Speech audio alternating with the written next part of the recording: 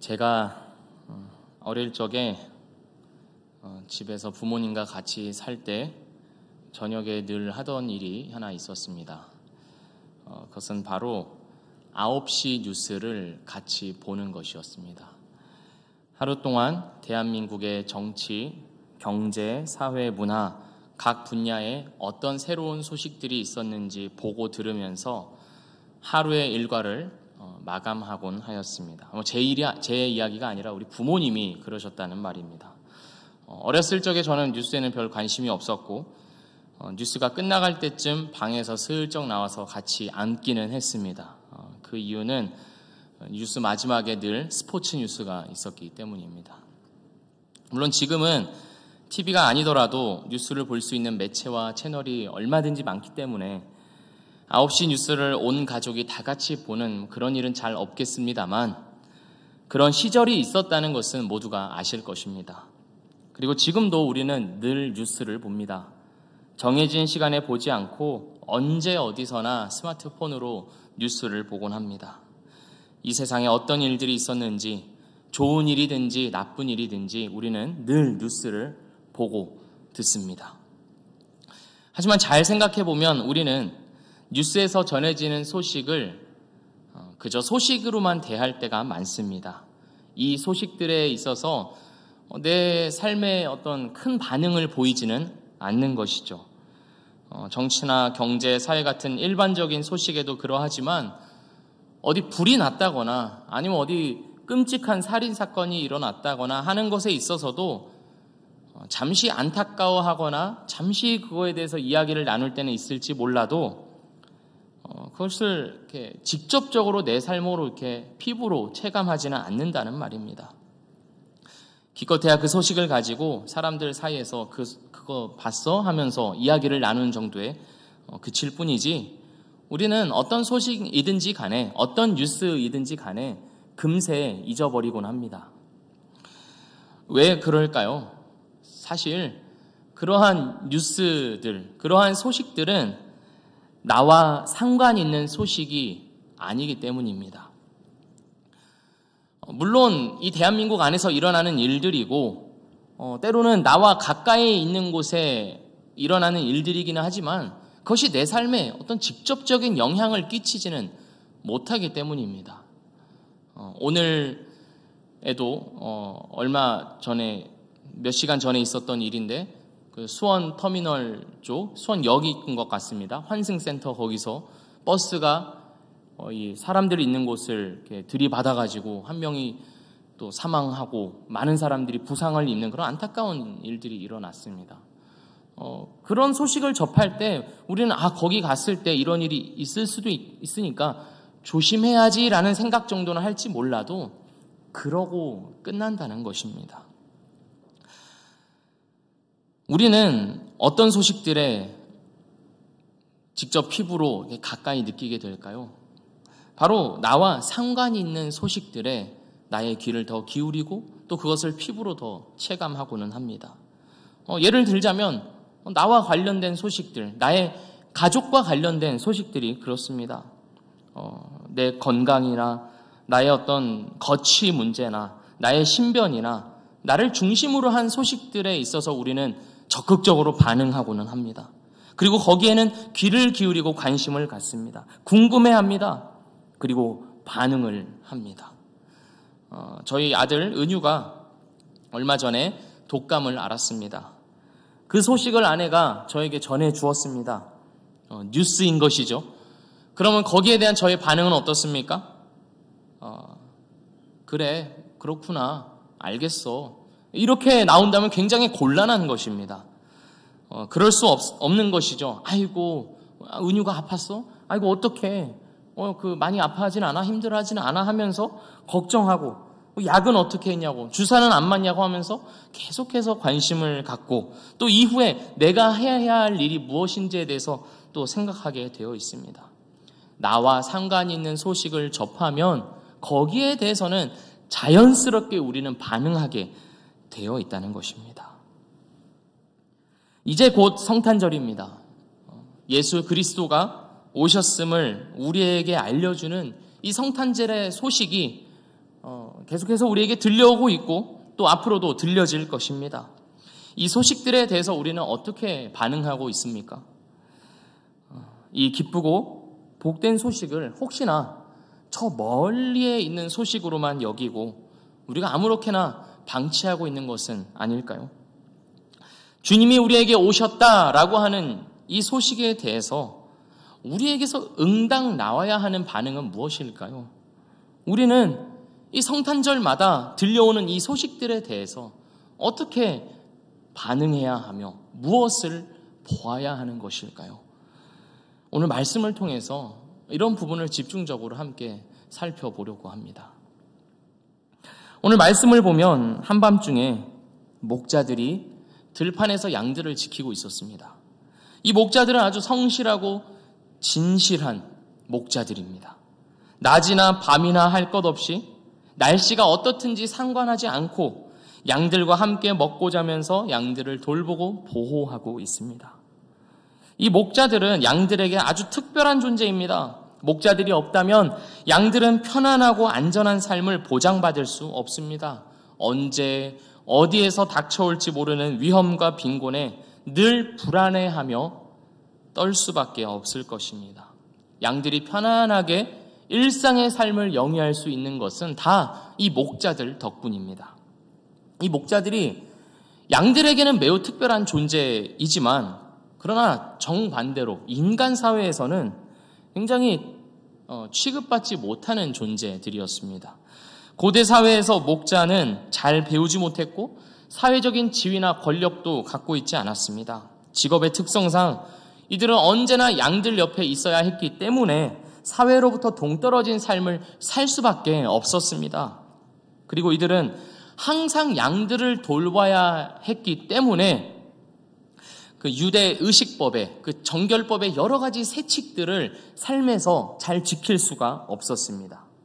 그러니까 이 목자들은 어떤 존재들이냐 했을 때 하나님 앞에서나 사람 앞에서나 당당하지 못하고 떳떳하지 못한 자들이었습니다. 보잘것없이 지극히 일상적이고 평범한 수준에서 더 나아가서 멸시받고 비천한 대우를 받으면서 살아가는 자들이 바로 이 목자들이었습니다. 그런데 이 목자들에게 아주 특별한 일이 한 가지 일어납니다. 바로 천사가 나타난 것입니다. 9절 말씀을 보겠습니다. 주의 사자가 곁에 서고 주의 영광이 그들을 두루 비춤에 크게 무서워하는지라.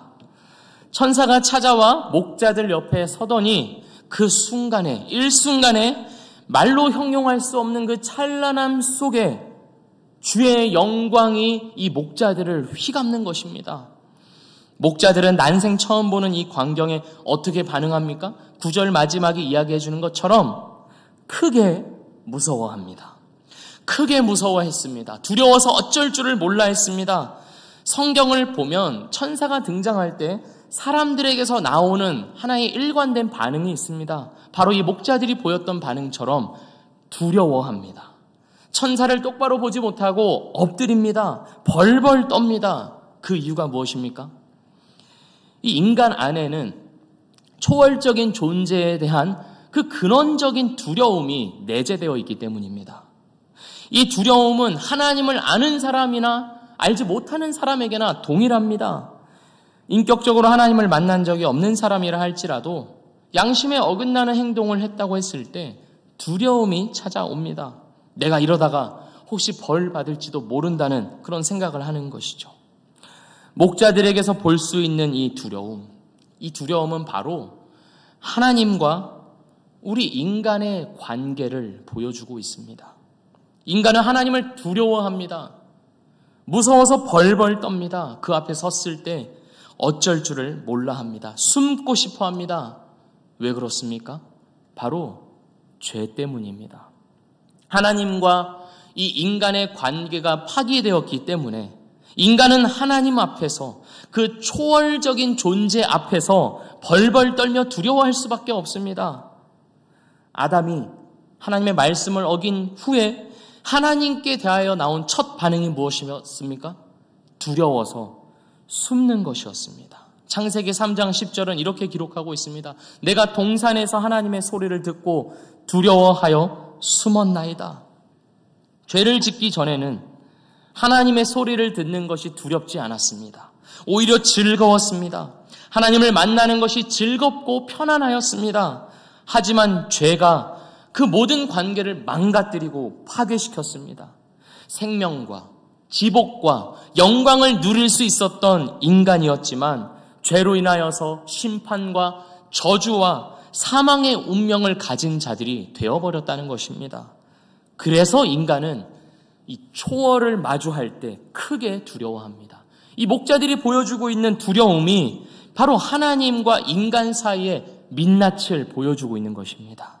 그런데 이 목자들에게 전해지는 놀라운 소식이 무엇입니까? 10절 말씀을 제가 읽겠습니다. 천사가 이르되 무서워하지 말라. 보라, 내가 온 백성에게 미칠 큰 기쁨의 좋은 소식을 너희에게 전하노라.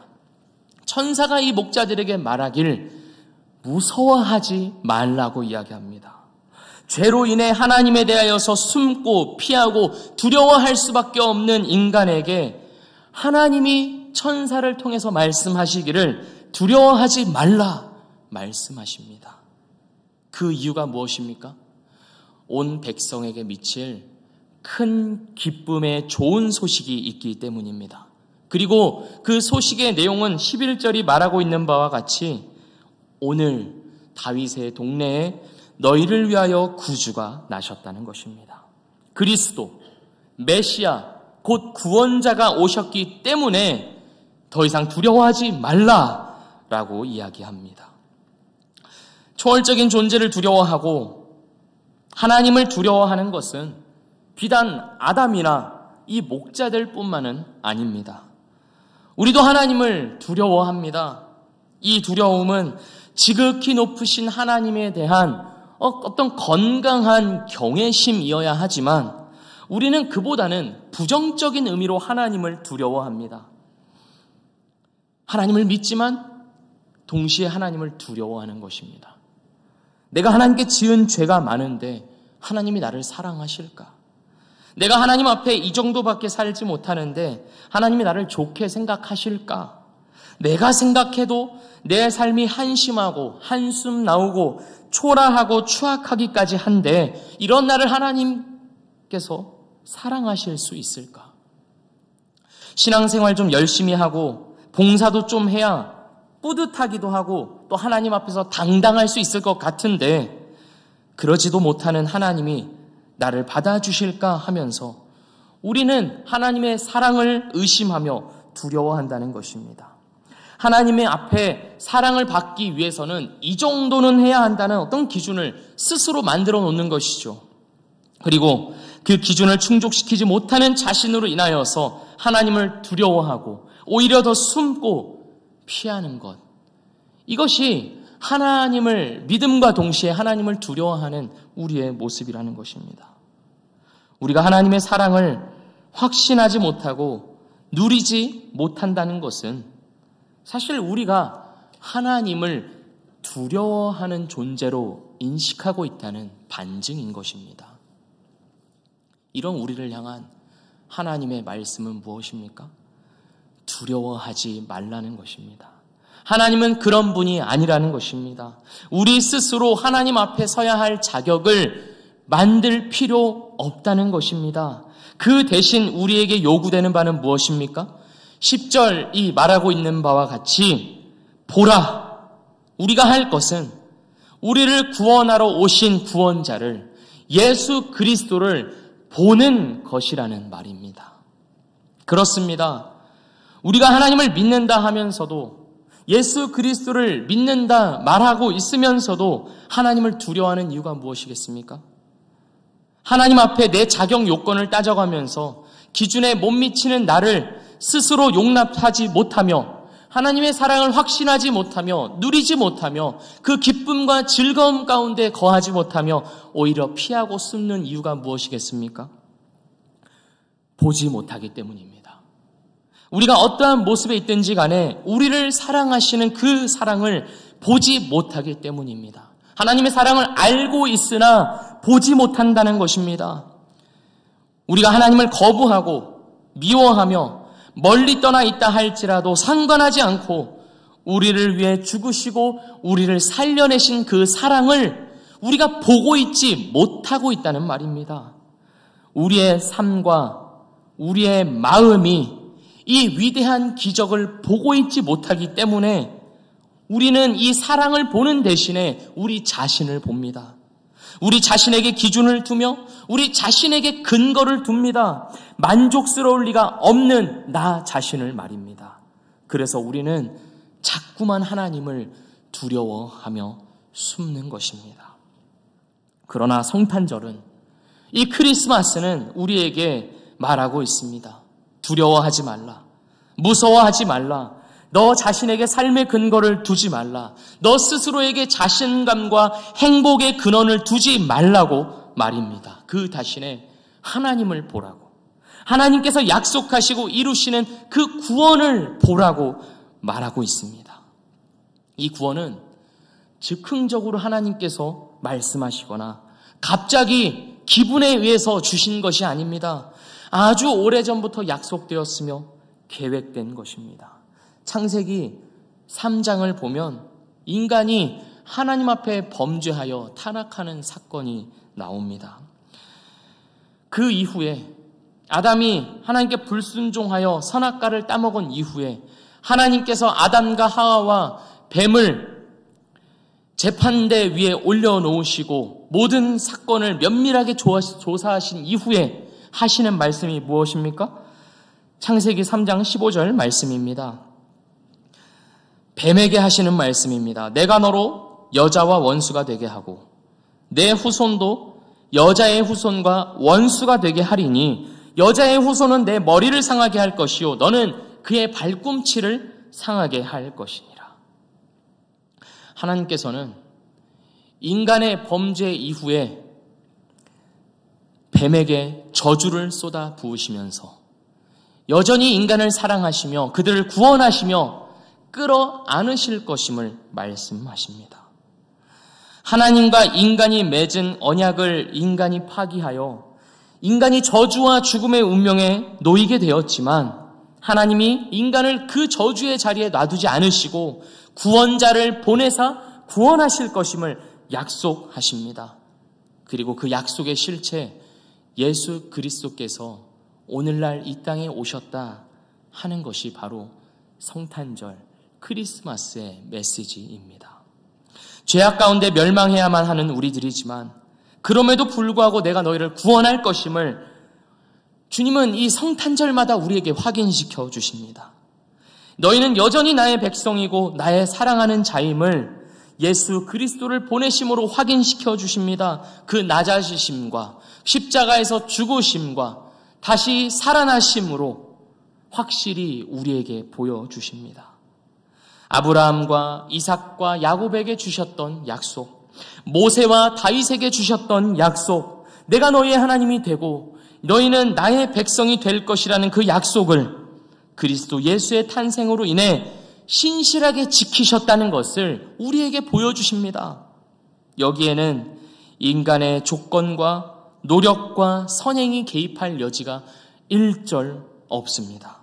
전적으로 하나님께서 택하시고 약속하시고 이루시는 구원입니다. 성탄절은 이 사실을 보라고, 우리 가운데 일어난 이 놀라운 일을 보라고 매년마다 이때마다 우리에게 말하고 있는 것입니다. 우리는 이 사실을 어디서 어떻게 확인할 수 있을까요? 이 놀라운 구원의 은혜를 우리는 어떻게 볼 수 있습니까? 오늘 말씀을 보면 천사가 목자들에게 구주가 나셨음을 알리면서 그 사실을 확인시켜줄 한 가지 증거를 줍니다. 오늘 말씀 12절 말씀을 제가 읽겠습니다.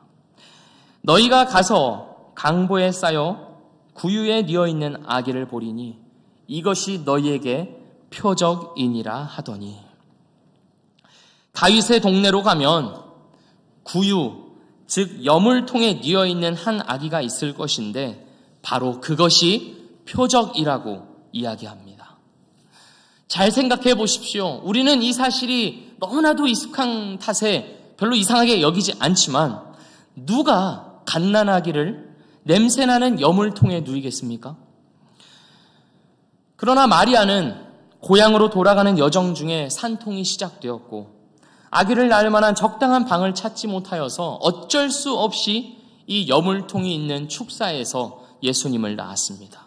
그런데 바로 그 여물통이, 그 구유가 이 목자들에게 있어서 표적이라고 말하는 것입니다.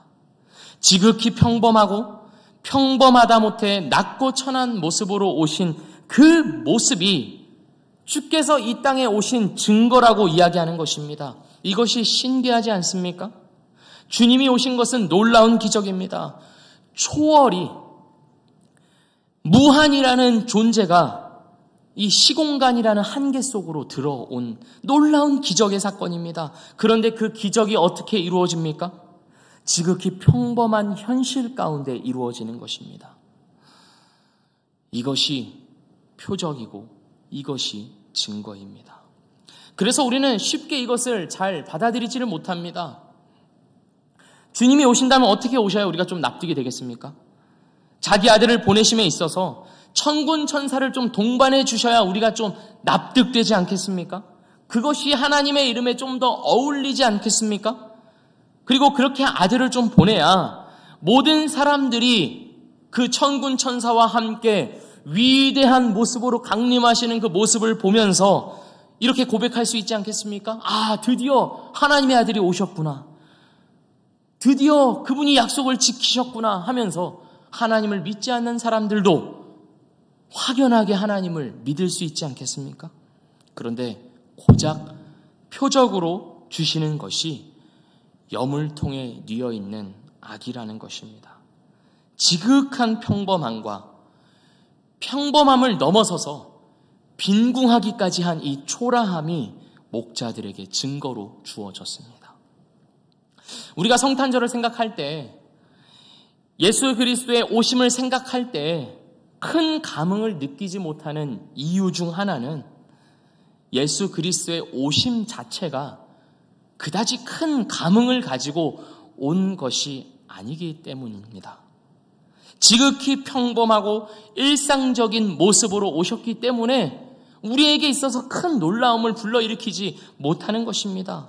화려하고 위험 있는 모습으로 오시지 않고 그 누구도 거들떠보지도 않을 만한 비천한 모습으로 이 땅에 오셨기 때문에 우리는 그 사실에 대해서 크게 반응하지 않고 동요하지 않는 것입니다. 그러나 우리는 눈을 똑바로 뜨고 이 기적을 보아야 합니다. 어디서 보아야 할까요? 어디서 보아야 할까요? 바로 우리의 이 현실 속에서 기적들을 보아야 합니다. 지극히 평범하고 일상적이어서 특별할 것 없는 이 현실 속에서 이루어지고 있는 기적과 신비를 볼 수 있어야 한다는 것입니다. 우리는 각자 하나님을 찾고 또 하나님께 기도하고는 합니다.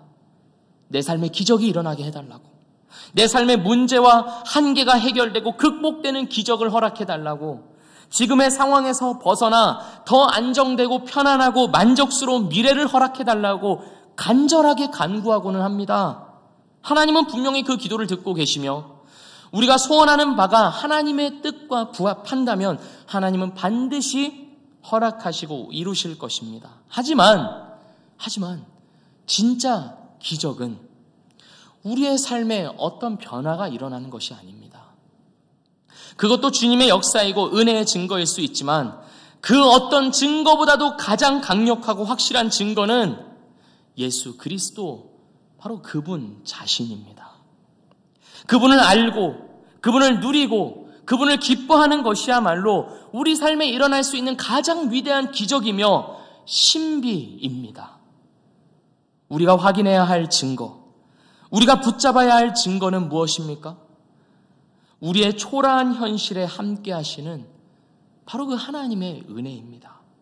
뭐 대단할 것이 있어 하는 내 삶 가운데 들어오셔서 함께 하시며 믿음을 주시며 지금까지 믿음을 붙들어 오시며 내 삶 가운데 하나님의 은혜를 담아내시며 그리고 내가 그 주님의 은혜를 보고 기뻐하는 것, 그것이 바로 가장 큰 증거라고 이 성탄절은 우리에게 말하고 있는 것입니다.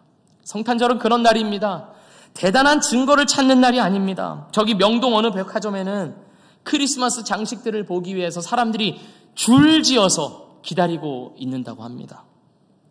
그렇지만 사실 성탄절이 진정 의미하고 있는 일상적인 평범함에는 어울리지 않는 광경입니다. 사람들이 파티를 벌이고 선물을 주고받고 연인들이 데이트를 하지만 성탄절은 거기에 기쁨이 있다 말하지 않습니다. 목자들처럼 지극히 평범하고 초라하고 주목받지 못하는 나의 삶 한복판에 주님이 찾아오셔서 나와 같이 되신 것, 주님은 알지도 못하고 믿지도 않던 나에게 믿음을 주셔서 구원을 얻게 하시며 이제는 성령으로 함께 하심으로 하나님의 나라를 꿈꾸며 살아가게 하시는 것, 초월적인 하나님에 대한 두려움이 사라지고 예수 그리스도의 성육신과 죽음과 부활로 인해 그 끊어졌던 관계가 회복되며 하나님을 아버지라 부를 수 있게 된 것, 이것이야말로 참 기적이고 신비요 진정한 기쁨인 줄 믿습니다. 그리고 이 소식은 성탄절 하루만의 소식이 아니라 12월 그 시즌만의 소식이 아니라 매일같이 우리에게 주어지는 소식입니다. 천사가 목자들에게 이렇게 말합니다.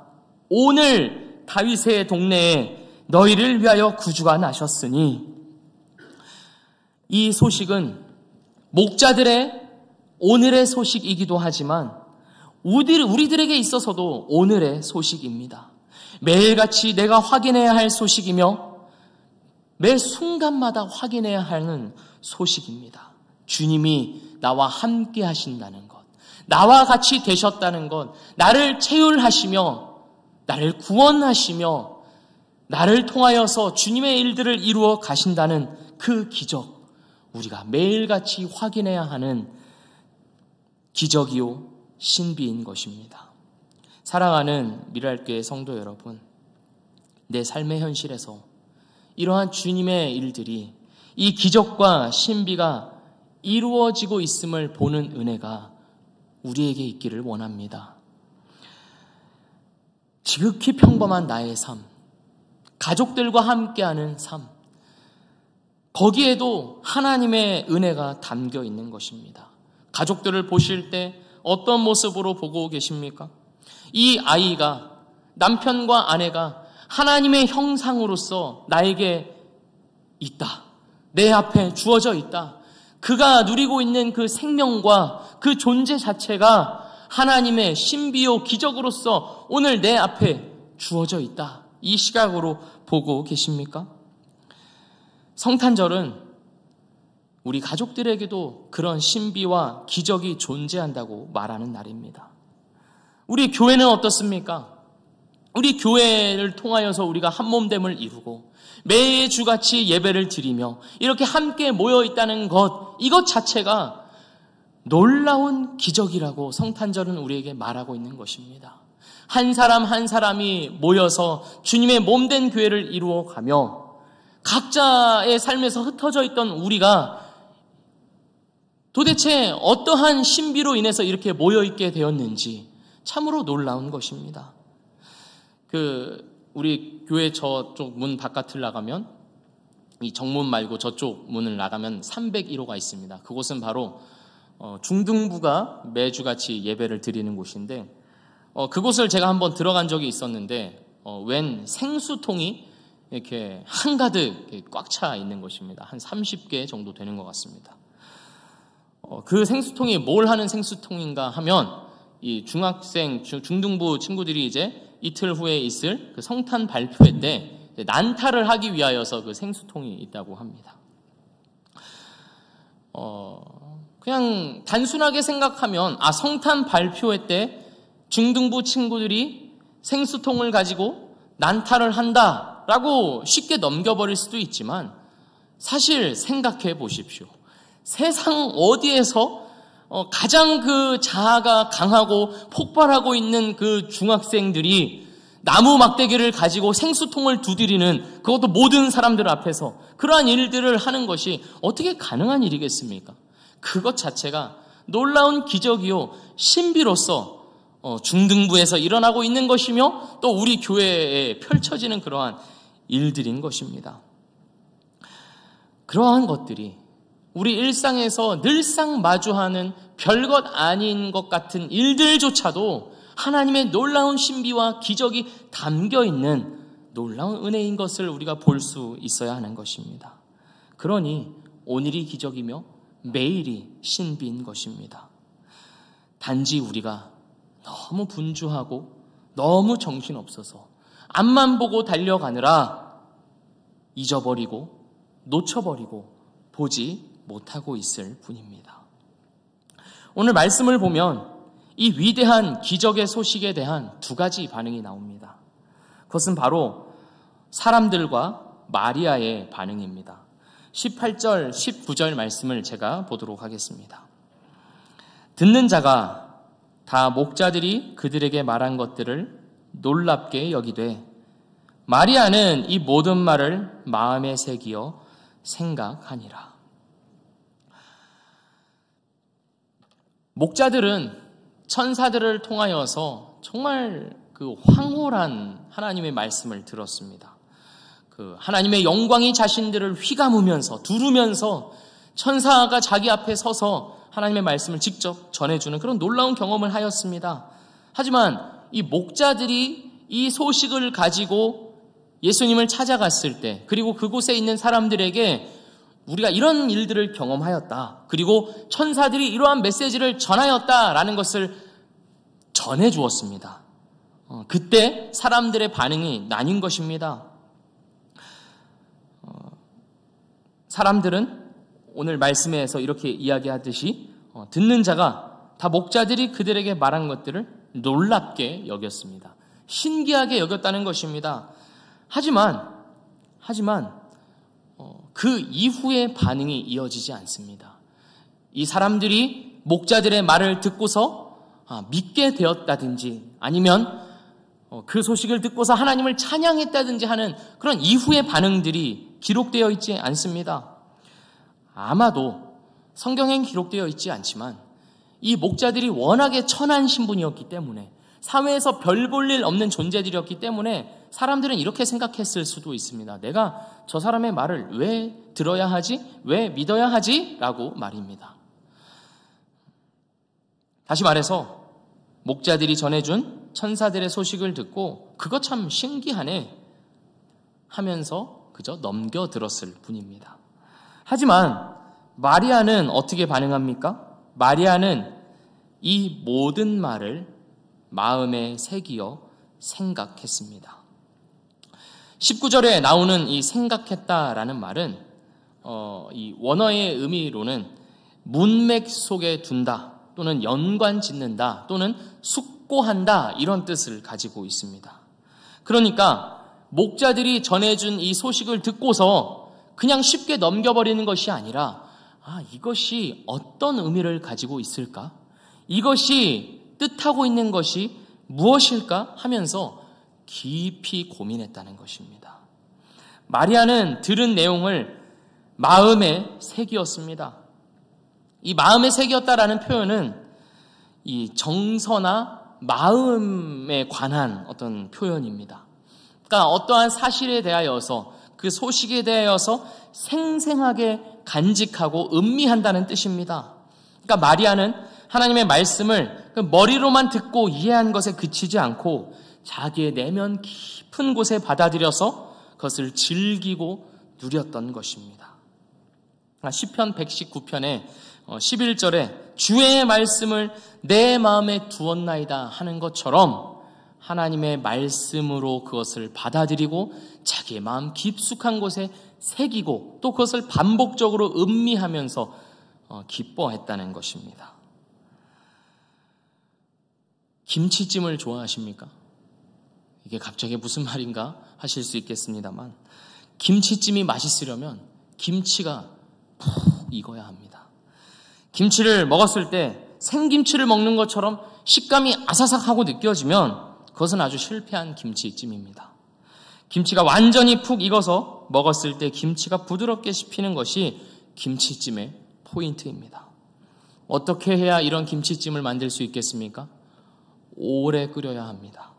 약한 불과 중간 불 사이 정도의 불로 오랜 시간 끓여야 이렇게 맛있는 김치찜이 만들어집니다. 말씀에 대해서도 이와 같다는 것입니다. 인스턴트나 밀키트처럼 간단하게 한번 해먹고 마는 정도로는 하나님의 말씀에 대해서 올바르게 반응하기가 힘들다는 것입니다. 그 말씀이 내 의식과 내 사고에 푹 젖어 있어야 하는 것입니다. 내가 어디서 무엇을 하든지 항상 하나님의 말씀을 기억하면서 그 말씀을 숙고하는 가운데 살아야만 하나님의 말씀이 나에게 영향을 미치는 것입니다. 그래서 우리가 매일 성경 큐티를 통해서 매일같이 그 말씀을 가까이 하고자 하는 것 아니겠습니까? 그 큐티도 한번 하고 마는 것이 아니라 오늘 할 큐티 다 했다. 나 이제 내 할 일을 다 했다. 구역장 카톡방에 올리고 끝! 하고 마는 것이 아니라 그것을 마리아처럼 마음에 새기고 생각하고 고민하고 하나님께서 이 말씀으로 나에게 무엇을 뜻하시는가 하는 것을 늘 구해야 한다는 것입니다. 성탄절의 기적은 우리에게 이와 같은 삶의 태도를 요구합니다. 목자들이 말했던 것처럼 자기들 가운데 우리 중에 이루어진 이 일을 보자 하면서 예수님에게로 빨리 달려갔던 것처럼 주님의 말씀을 기다리며 고대하며 찾고 구하고 또 그 말씀을 음미하는 가운데 살아갈 것을 이 성탄절은 우리에게 요구하고 있습니다. 마리아는 이 기적의 소식을 마음의 새김으로 인하여서 주님의 역사를 받아들였습니다. 주님께서 자신과 또 자신의 아들을 통해서 이루어 가시는 이 일들에 동참한 것입니다. 하나님께서 예수 그리스도를 통하여서 이루어 가시는 이 구원의 역사, 지극히 높은 곳에서는 하나님께 영광이 되고 땅에서는 사람들 가운데 평화가 이루어지는 이 위대한 역사를 자기 마음에 품고 살아내었습니다. 마리아는 자기 삶에서 어떤 업적을 남기거나 성취를 이루어내지 않았습니다. 마리아는 그저 예수의 어머니라는 그 자리를 말씀을 늘 묵상하고 새기고 음미하는 가운데 자기에게 주어진 그 역할을 지키고 받아들였을 뿐입니다. 이와 같이 성탄절은 우리에게 주님의 역사 안으로 동참할 것을 요구합니다. 우리에게 주어진 현실, 우리에게 주어진 역할, 우리에게 주어진 책임들이 결코 하나님의 뜻과 동떨어진 것이 아님을 아셔야 합니다. 이 현실이야말로 하나님께서 자신의 은혜를 담아내시며 우리와 함께 하시기 위하여서 주어진 무대임을 기억하십시오. 그 사실을 기억하심으로 오늘의 현실을 우리가 살아내야 합니다. 늘 기쁠 수만은 없고 또 늘 웃을 수만은 없을 것입니다. 그러나 중요한 것은 이 자리를 지켜내는 것입니다. 도망가서는 안 되는 것입니다. 나와는 상관없는 일이라 하면서 한 발짝 물러떨어져 있어서는 안 되는 것입니다. 진짜 위대함은 무엇입니까? 지극히 평범한 내 삶 가운데 하나님의 뜻이 이루어짐을 믿고 하나님의 뜻이 이루어져가는 그 현장이라는 것을 믿고 그 자리에 내가 존재하는 것입니다. 우리 모두에게 이러한 은혜가 있기를 원합니다. 이 사실을 믿고 우리의 삶들을 살아감으로써 하나님께서 자신의 은혜를 담아내시는 그러한 은혜가 우리 모두에게 있기를 원합니다. 우리는 매일같이 뉴스를 봅니다. 이 세상이 어떻게 돌아가는지를 보면서 확인하면서 그 세상 속에서 내가 어떻게 살아가야 할지를 또한 생각합니다. 그러나 어떤 뉴스보다도 우리가 가장 먼저 확인해야 할 가장 중요한 헤드라인 뉴스는 주님이 우리의 삶의 현실에 들어오셔서 우리의 삶을 품으시며 우리와 함께 하시며 우리를 구원하신다는 소식입니다. 이 소식이야말로 그 어떤 뉴스보다도 우리 삶에 지대한 영향을 끼치는 뉴스입니다. 온갖 뉴스와 흥미거리가 넘치도록 쏟아지고 있는 현대사회 속에서 우리에게 이미 이루어진 이 구원의 소식, 그리고 오늘도 이루어지고 있는 이 놀라운 기적과 신비를 확인하며 아무것도 아닌 우리와 함께 하시는 그 위대한 은혜를 확인하며 나에게 주어진 자리를 지키고 책임을 감당함으로써 하나님의 역사 가운데 동참하는 이 복이 우리 모두에게 있기를 주님의 이름으로 축복합니다. 기도하겠습니다. 하나님 아버지, 우리는 우리 자신을 생각할 때 이 보잘것없는 나에게, 이 별것 없는 인생 가운데 무슨 하나님의 뜻이 이루어지겠냐 하면서 하나님의 역사와 하나님께서 이루어 가시는 그 구원의 은혜에 동참하기를 주저하며 한 발짝 물러 떨어져 가며 또한 하나님을 두려워하며 숨기도 합니다. 그러나 이 성탄절에 우리가 주와 주의 말씀을 들으며 확인하는 것은 이러한 우리를 주님은 품으시며 함께 하시며 우리를 구원하신다는 것입니다.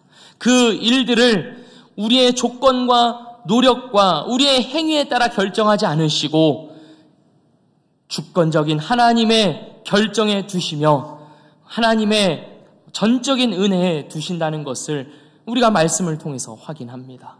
주님, 우리에게 은혜 더하여 주셔서 이 사실을 믿음으로 인하여서 우리의 삶을 넉넉히 살아가도록 인도하여 주시옵소서.